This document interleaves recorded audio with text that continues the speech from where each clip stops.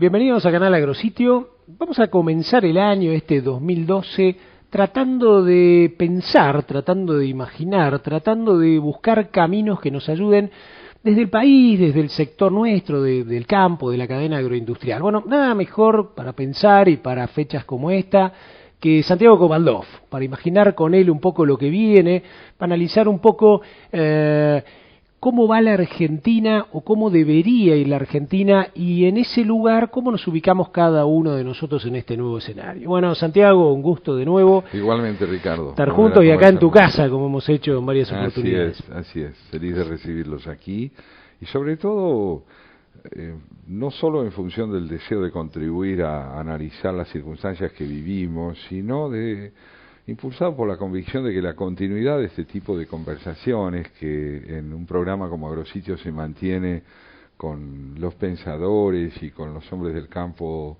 de la reflexión social, contribuyen a ir evidenciando hasta qué punto el campo y sus protagonistas se han convertido en interlocutores integrados de la problemática nacional y no en espectadores de la problemática nacional.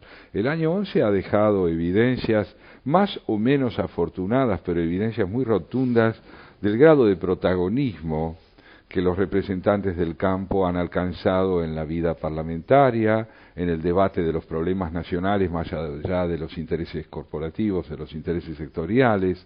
Y creo que todo eso es saludable porque el país está enfermo de desintegración y lo que lo cura es la integración, es decir, el nivel de interdependencia que sus partes pueden alcanzar en el debate y la solución de los problemas nacionales.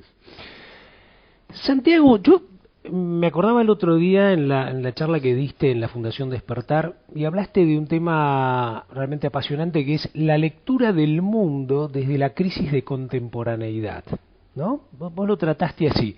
Entonces me gustaría tratar de ver si desde esa punta, analizando un poco lo que pasa en el mundo, hace un rato hablábamos de Europa, China, Estados Unidos, sin lugar a dudas en los últimos 4 o 5 años han ocurrido quiebres que más allá de lo económico parecen quiebres en lo social, en lo institucional, cosas mucho más sistémicas, ¿no? Entonces, ver un poco esa crisis y ver también cómo la Argentina no está ajena de alguna manera a contagiarse, porque incluso hasta podemos decir que los argentinos tenemos bastante facilidad para contagiarnos más de lo malo que de lo bueno, ¿no? ¿Cómo ves eso como para arrancar un poco a pensar este 2012 y cómo nos vamos acomodando nosotros para esto? Hace poco leía una reflexión de Dante Caputo a propósito de la crisis económico-financiera por la que atraviesa Europa Occidental. Y Caputo señalaba con franca preocupación que quienes produjeron esta crisis son los que hoy han sido convocados para resolverla. Se refería al hecho de que una patología especulativo-financiera había desbarrancado el sistema político de Europa y son quienes promovieron esa crisis, quienes hoy aparentemente llevarían la delantera en esto de buscar soluciones al problema. La pregunta que me planteó la lectura del texto de Caputo no es si quienes contribuyeron al desastre podrían resolverlo. No fue esa la pregunta, porque cualquiera que contribuya a generar un error, si puede reflexionar críticamente sobre él, podría contribuir a atenuar sus efectos o a encaminarse en una dirección distinta de la que implica la vigencia del desmadre.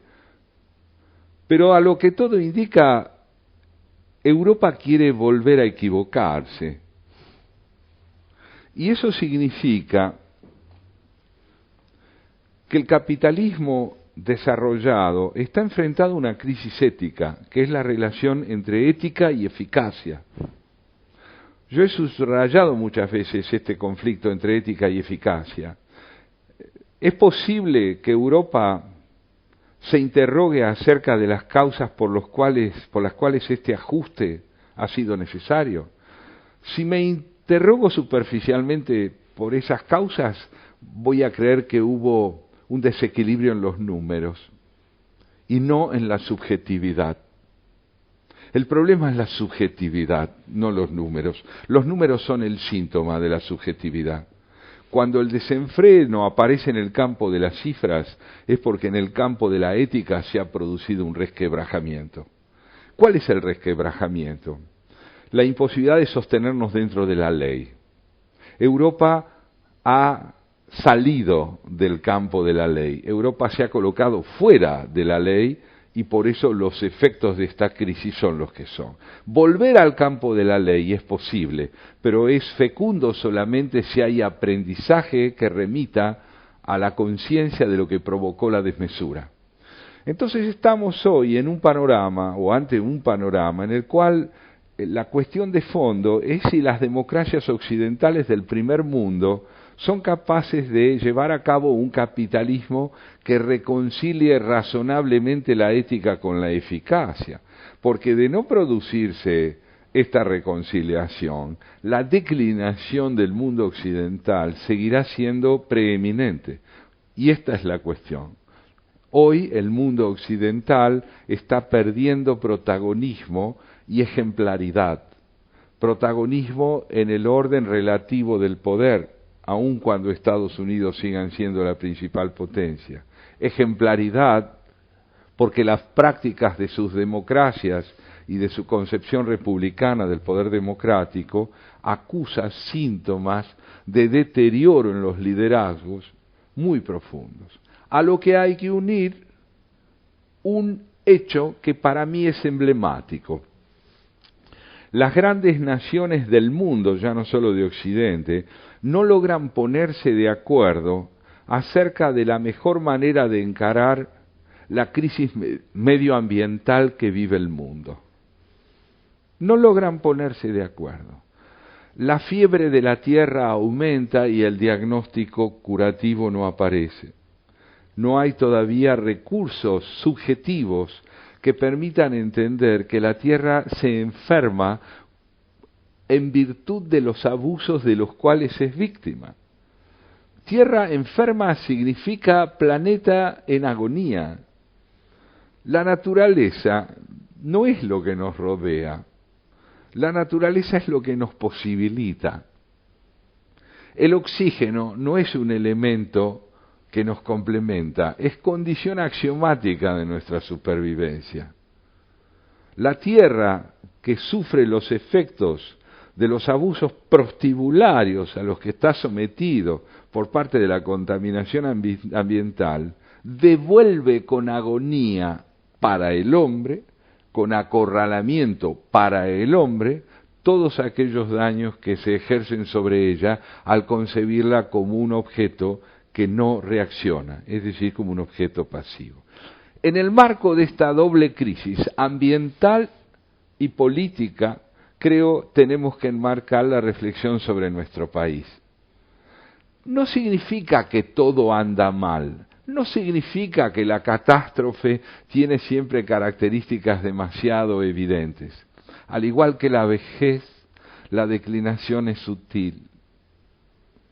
Cuando se ha consumado ya es irreversible, pero mientras avanza va acompañada de síntomas de aparente vitalidad y de fortaleza espiritual o aún física que no terminan de desdibujarse. Pero la misión del pensamiento frente a la decadencia y frente a la crisis de valores éticos que vive Occidente es señalarlos. Los pensadores no tenemos la solución, tenemos el deber de plasmar claramente lo que es problemático, para evitar que la política enmascare la magnitud de los conflictos o el egoísmo ejerza su intendencia con toda impunidad. Santiago, si uno analiza hoy, y hablando de crisis, y vamos a la situación argentina, y te mezclo algunos protagonistas, ¿no? La oposición, por un lado, la sociedad, que aparentemente era en un 65% proclive a otras opciones, ¿no? 65% a lo largo del 2010 y 2011, por el otro lado te acerco el campo, que vos estás muy cerca del campo y has estado siempre en todos los momentos, y me imagino la mesa de enlace, me imagino toda una forma, todo un discurso, ¿no? Para llegar a la gente, y me voy a septiembre-octubre, donde el desenlace es 54. Hace un rato yo te comentaba de una encuesta que apareció por ahí que daba 82% de imagen positiva de la presidenta. Entonces, claro, ahí es donde uno dice, con todas estas crisis y estos quiebres, ¿será que tenemos que interpretar que algunos encontraron la respuesta a este nuevo escenario? Tal vez, como dijiste vos, disfrazando un poco ese ciclo de vida que va a su muerte, o a lo mejor haciendo, digamos, el nacimiento de algo nuevo. Yo lo encararía así, porque el tema que planteás, como siempre, es central y claro en tu forma de enunciarlo. La responsabilidad por la decadencia republicana de la democracia argentina no es primordialmente de los Kirchner. Es de los partidos políticos que tenían el deber de darle sustento, en especial a partir de 1983. El ciclo que se inicia en el año 83 es un ciclo que se inicia con el propósito de retorno a la vigencia plena de la Constitución, y eso significa de retorno a la inscripción de la democracia en el marco del republicanismo. Así se inicia el retorno, así lo demandó la opinión pública que lo votó a Raúl Alfonsín, así se esperaba que fuera. Sin embargo, así no fue. Lo que inició Raúl Alfonsín, el propio Raúl Alfonsín no lo pudo desarrollar con la plenitud que hubiese querido, y en parte por sus propios errores, y posteriormente ninguno de los presidentes constitucionales que tuvo la Argentina supo infundirle a ese proceso de pasaje del autoritarismo al republicanismo democrático la consistencia necesaria como para impedir que la crisis de 2001 sellara el fin de la credibilidad del sistema de partidos en la Argentina. Entre el 2001 y el 2003 se desarrolla en la Argentina un proceso de afianzamiento profundo de la desesperanza cívica, en virtud de las estafas de las cuales la sociedad fue víctima y en virtud de la ineptitud que los partidos políticos demostraron para encarar lo que estaba sucediendo. La sucesión vertiginosa de 5 presidentes en unos pocos días, la forma en que fue, yo diría, desdibujándose la confianza social en las salidas constitucionales, contribuyeron a que la expectativa social decayera por una parte y pudiera, a partir del kirchnerismo, ser orientada en la dirección de una recuperación populista. Los esfuerzos que realizó Néstor Kirchner para llevar a cabo la transición del descrédito de la democracia republicana a un populismo eficiente fueron exitosos. Fue la ausencia de partidos, la necesidad de escapar a ese aluvión catastrófico de marginación social que generó el 2001, los recursos prebendarios que supo implementar el presidente Kirchner, la necesidad de consolidar un liderazgo personalista a expensas de las instituciones tradicionales, todo esto permitió que la Argentina se reconstruyera en términos de expectativa cívica sobre la base de un modelo que dejaba atrás la democracia republicana y optaba progresivamente por el populismo democrático. Así fue, así sigue siendo en la Argentina, y la distancia extraordinaria que separa en las elecciones del año 11 al primero del segundo, es decir, a la presidenta reelecta del doctor Wiener, esos 37 puntos ponen de manifiesto hasta qué punto justamente la oposición resulta hoy irrelevante desde el punto de vista político. Irrelevante, no tiene protagonismo. Si la diferencia entre el primero y el segundo hubiese sido de 15 puntos, podríamos hablar de una oposición significativa, porque la gran derrota no es salir segundo, la gran derrota es no tener significación política. Esa es la situación en la que nos encontramos hoy. Partidos políticos aún intrascendentes, un Estado homologado al poder de turno, una homologación de las mayorías que respaldan al gobierno, a la totalidad del espectro social que convalida la vigencia de este gobierno. En consecuencia, estamos en una etapa que nos retrotrae a esta cuestión, te diría Ricardo. Lo que comenzó siendo una transición del autoritarismo a la democracia republicana en 1983, se ha convertido en una transición de la opaca democracia republicana que supimos conseguir a un populismo democrático exitoso. La perdurabilidad de esta nueva forma de organización política en el país depende de una infinidad de factores. El más temible de todos es la concentración extraordinaria de poder en una persona, porque como lo evidencia la crisis de salud, por suerte menor, que al parecer enfrenta la Presidenta de la República, todos dependemos de una persona y ya no de la consistencia de las instituciones. La expresión con que la Presidenta le encomendó al vicepresidente que la suplantara con eficacia durante su ausencia de convaleciente fue esta: guarda con lo que haces. Si nos detenemos a analizar esa expresión de la presidenta, advertiremos hasta qué punto lo que llamaríamos las investiduras pierden todo relieve a la luz de una palabra hegemónica como es la de la presidenta. En fin, tal vez me extendí demasiado. No, perfecto. Yo voy construyendo, voy tratando de construir a lo largo de todo este rato con vos y estaba tratando de imaginar en este instante como si fuese el desafío de Santiago Kovaldov en los próximos 4 años, como intelectual, como un hombre que piensa, un hombre que tiene que razonar sobre determinadas cosas.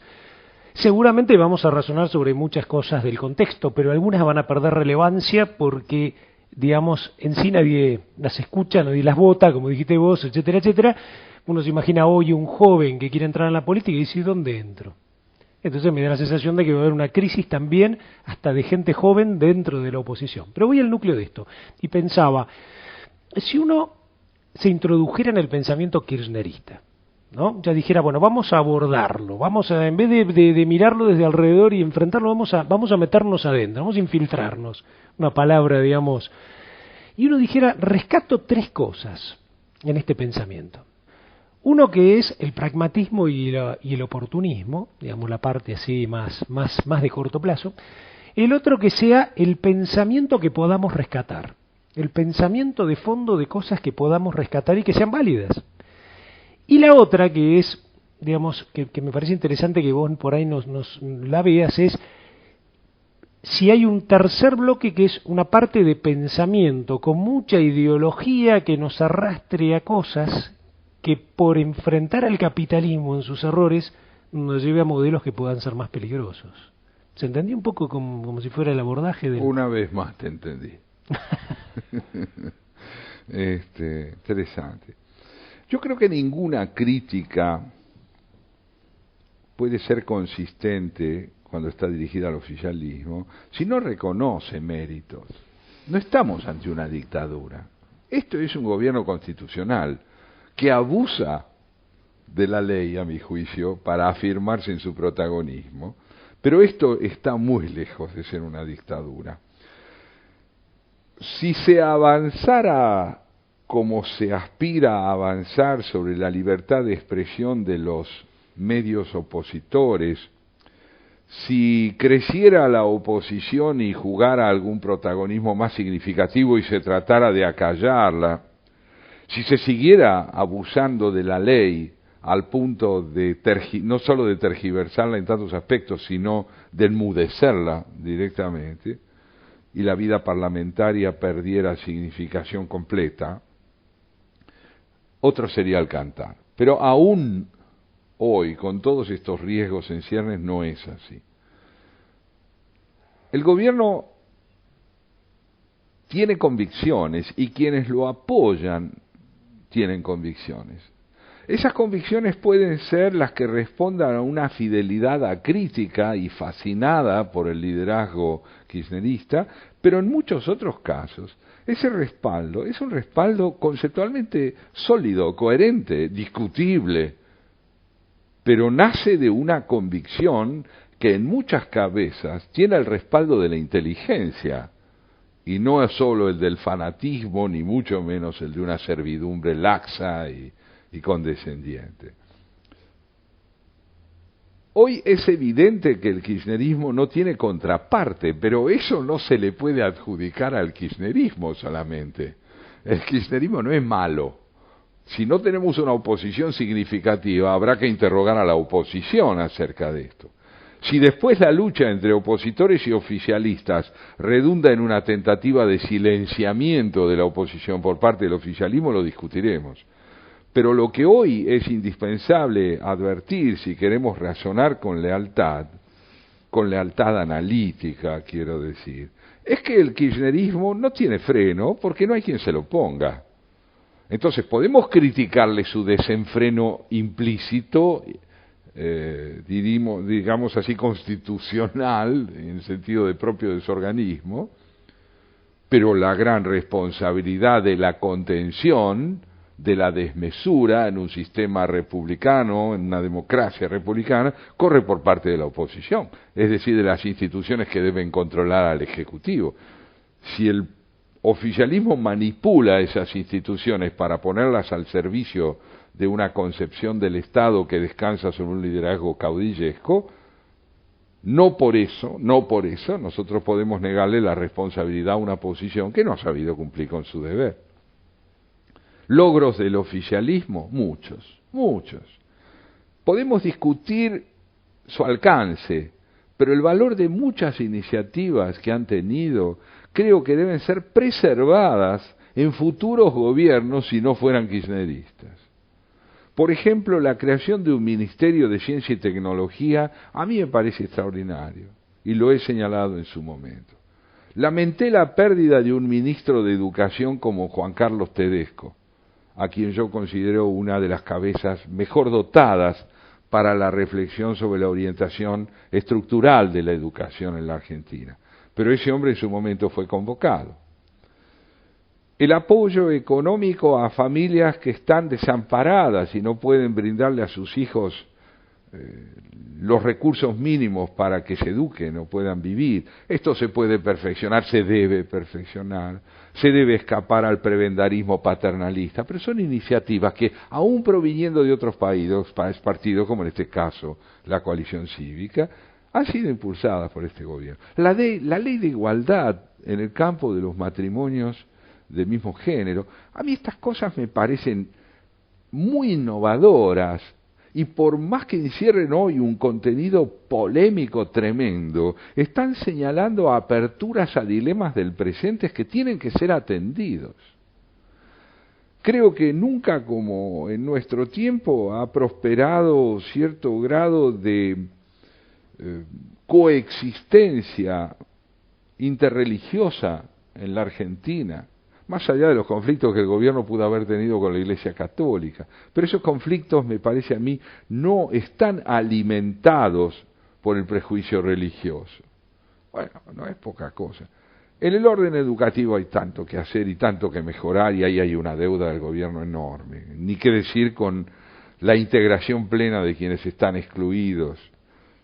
Podríamos seguir señalando errores, pero me parece que es importante entender que la Argentina va a mejorar en la medida en que se entienda que cualquier gobierno democrático, que lo sea verdaderamente, aún un gobierno que responde a un ideal de democracia populista, no solo comete errores, tiene aciertos, y esos aciertos tienen que ser capitalizados porque de lo contrario no hay continuidad en el aprendizaje.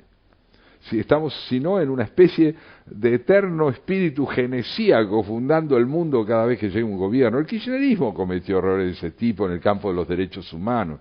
Los errores que ha cometido el kirchnerismo en el campo de los derechos humanos para mí son muy grandes, pero son mejorables.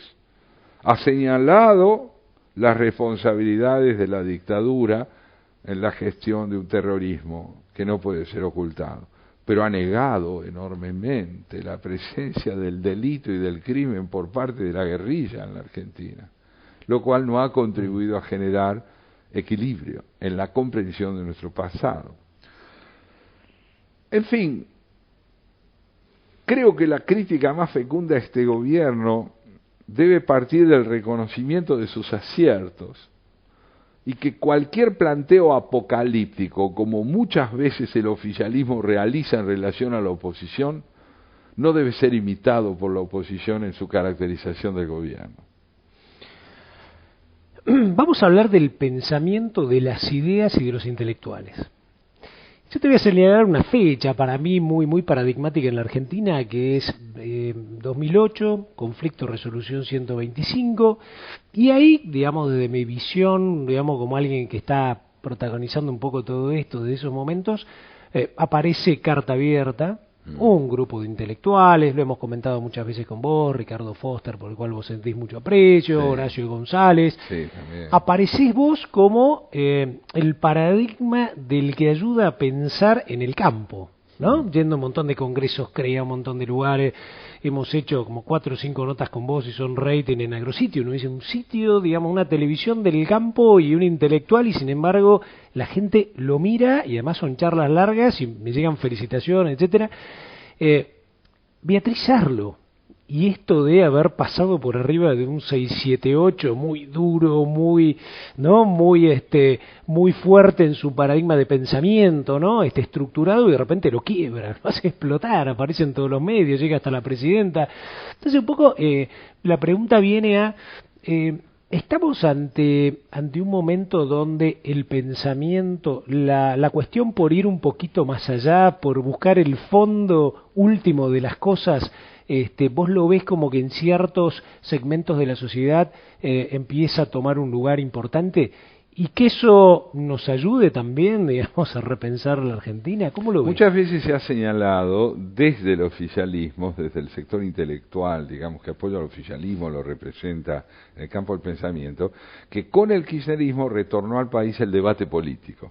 Y es bueno el verbo, retornó, porque en tiempos de Alfonsín, yo era joven, pero ya estaba allí participando, realmente con el retorno a la vida democrática, el alfonsinismo promovió el renacimiento del debate intelectual, y yo recuerdo las incontables expresiones de participación por parte de intelectuales, entre ellos Guillermo O'Donnell, una figura que ha desaparecido recientemente, pero que perdurará en la cultura política y filosófica argentina como una figura emblemática realmente. Entonces retornó. Efectivamente, el kirchnerismo desató la posibilidad de que circulara en el país el debate intelectual, y este es un signo democrático. Este es un signo democrático. No importa la actitud despectiva, sobradora, insolente que tiene 678 hacia los opositores. Importa que circula el debate. Basta con no imitarlos para advertir que la libertad es posible. Y creo efectivamente que este es un mérito de este momento democrático, y que también evidencia la capacidad de intervención social de los intelectuales argentinos. Normalmente los intelectuales argentinos son poco leídos, pero son vistos y oídos.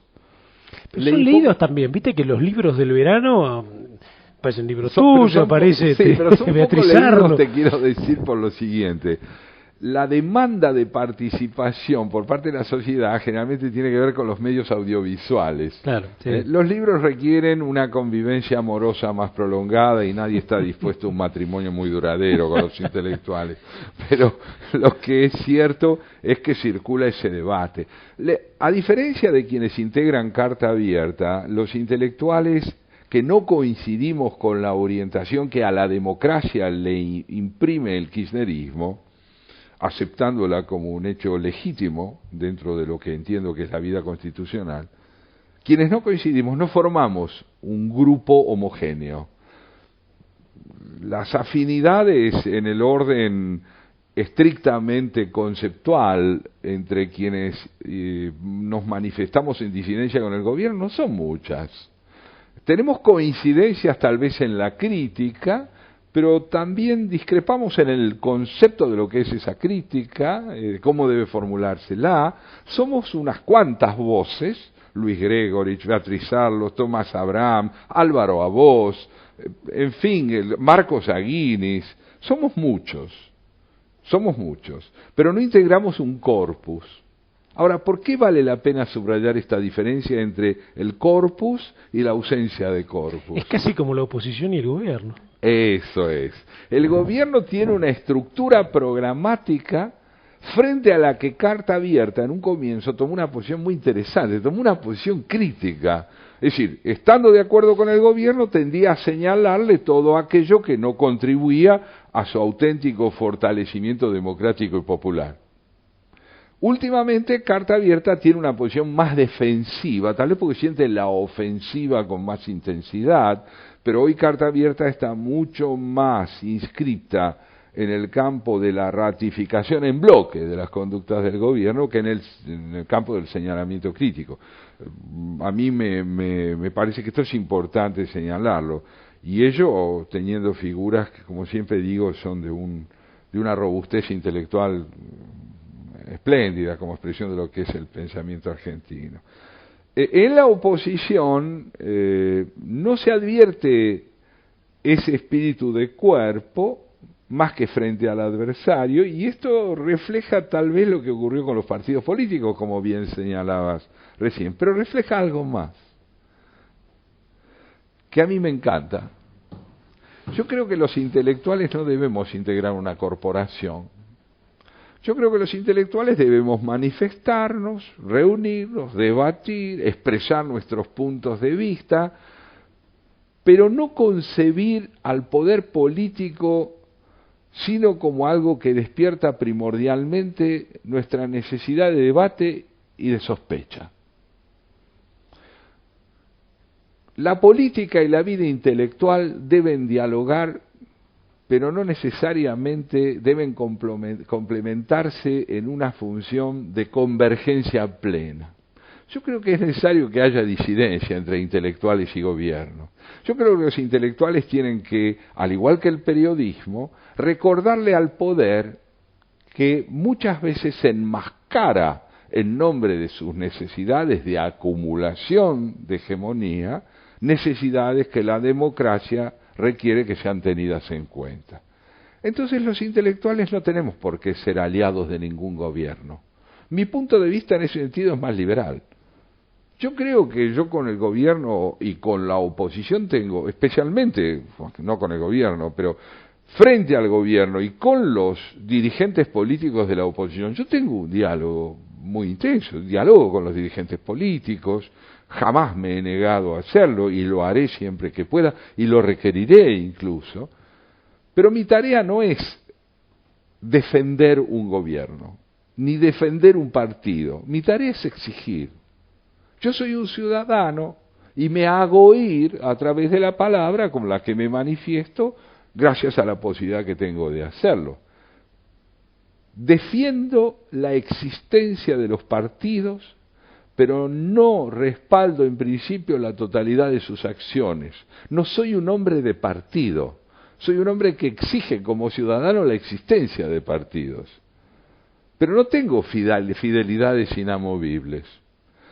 Tengo el derecho a un escepticismo solidario con la política. Santiago, y vamos cerrando un poco toda esta idea para el 2012. Del otro lado hay productores, vamos a dirigirnos a, qué sé yo, un poco a todos, pero vamos a tratar de buscar esa vertiente de la gente que va a lo mejor entre los 20 y los 30, 40, aquel que va a tener de alguna manera que tomar la posta de lo que venga, ¿no? Que a lo mejor van a ser estos 4 años, pueden ser 8, o no sabemos cuánto. Y ahí es donde yo siento que muchos han sentido como, digamos, un palazo en la cabeza de decir, yo me imaginaba otra cosa, no me imaginaba a lo mejor un 37 como decías vos, me imaginaba todo más cerca, me imaginaba que en otras elecciones podríamos volver a retomar el Congreso, o no nos imaginábamos que podíamos perder todo. ¿Cómo se reconstruye? ¿Qué habría que hacer? ¿Cómo habría que repensar? Sí, ¿Cómo nos tendríamos pregunta, que juntar en un... Yo he tratado de escribir algo al respecto y es mi convicción. Yo creo que uno de los primeros pasos que los partidos a través de sus dirigentes deben dar es reunirse a conversar sobre lo que comparten. No sobre los ideales que comparten en primer lugar, sino sobre la derrota que comparten. ¿Cuál ha sido el aporte de cada uno de ellos a la derrota que comparten? Pues no se puede hablar de un triunfo del 18%. Ese 18% de Wiener es significativo respecto de Alfonsín, pero no lo es respecto del oficialismo. 37 puntos de distancia invalidan la significación del 18%. Pero todos los partidos políticos de la oposición, si procedieran con humildad y espíritu de aprendizaje, deberían compartir una mesa de reflexión que empezara por meditar la contribución de cada uno de ellos a la derrota común, que es la derrota no de la oposición solamente, es la derrota del sistema. Quedarnos sin oposición es quedarnos sin sistema. Entonces, para reconstruir el sistema, veamos cuál ha sido la contribución a la disolución de la oposición como instancia estructural del sistema político. A partir de ahí, si se procediera con relativa honestidad y ante un jurado integrado por ciudadanos, es posible avanzar en dirección a lo que yo llamaría la capitalización del fracaso. Segundo paso, la capitalización del fracaso. ¿Qué medidas es preciso tomar para que el sistema se reconstruya? ¿Cuáles son los principios comunes que, según nuestra historia nacional de 2 siglos, han servido siempre para que, no sin conflicto y sin riesgo, se pudiera encaminar el país en alguna dirección? Medidas tomadas en 1816. Medidas tomadas en 1853, medidas tomadas en 1880, medidas tomadas en 1945 y medidas tomadas en 1983. Hay allí, en estas fechas emblemáticas, un repertorio de acuerdos mínimos que pueden nutrir el surgimiento de nuevos acuerdos mínimos, sólo consolidables en la medida en que el país importe más que el estrellato personal. Esto no es seguro. La pasión por el estrellato personal marca la historia de la humanidad. Pero donde hay que reconstruir un sistema político, habrá que aprender de Belgrano y San Martín. Cosa que habrá que ver si hay grandeza suficiente para emprenderla. Muy buena. Me lo estoy imaginando a San Martín con Bolívar, ¿no? Y dejándole al otro, o Belgrano en toda su magnitud. Te hago la última y esta es más de tipo personal. Acercándonos al 2012, uno es como que empieza a pensar, ¿no? Bueno, ¿qué voy a hacer el año que viene? ¿Qué cosa nueva dentro de lo que hago, más allá de lo que siempre suelo hacer, tengo como meta para hacer en el 2012, para pensar, para escribir, para reflexionar? ¿Cuáles son tus planes para el 2012? Si vos supieras lo hondo que esa pregunta me llega, no por la generosidad de referirte a mi vida personal, sino por el momento en que esa pregunta me llega. Yo acabo de cumplir 69 años, me acerco a los 70, ingreso en la vejez. Ingreso en una etapa de mi vida en la que me encuentro reflejado en lo que hago con cierto alivio. Sigo escribiendo poesía, tengo un trío de música y poesía, siento por la vocación que tengo, es decir, por el hecho de ser un escritor, una pasión indeclinable desde mi juventud, es un amor perdurable cuya intensidad no ha mermado. escribir me sigue resultando apasionante, ya sea un artículo, un poema, un ensayo o emprender incluso una traducción. Enseñar me apasiona. Enseñar, estudiar para enseñar, dedicar mis mañanas a preparar mis clases con una mezcla de emociones que van desde el estudiante secundario y el estudiante universitario al profesor que ha aprendido que es mejor encontrar las incertidumbres que plantea lo que uno estudia que las certezas del conocimiento. Estoy preparado para la vejez. Creo que tengo la tranquilidad de espíritu del que ha sido fiel a lo que ama. No muy fuerte, pero sí fiel. Amo mi país, lo quiero entrañablemente, lo recorro con la alegría adolescente del que viaja todo el tiempo de norte al sur y lo miro y lo veo y lo escucho sobre todo en su idioma y en sus tonos en el sur, en el norte. Me deleita oír hablar a un mendocino, a un cordobés, a un correntino. Me produce una emoción infinita. Sufro mucho por esta ciudad de Buenos Aires, tan poblada de contradicciones entre su belleza pasada y su pobreza evidente en el presente.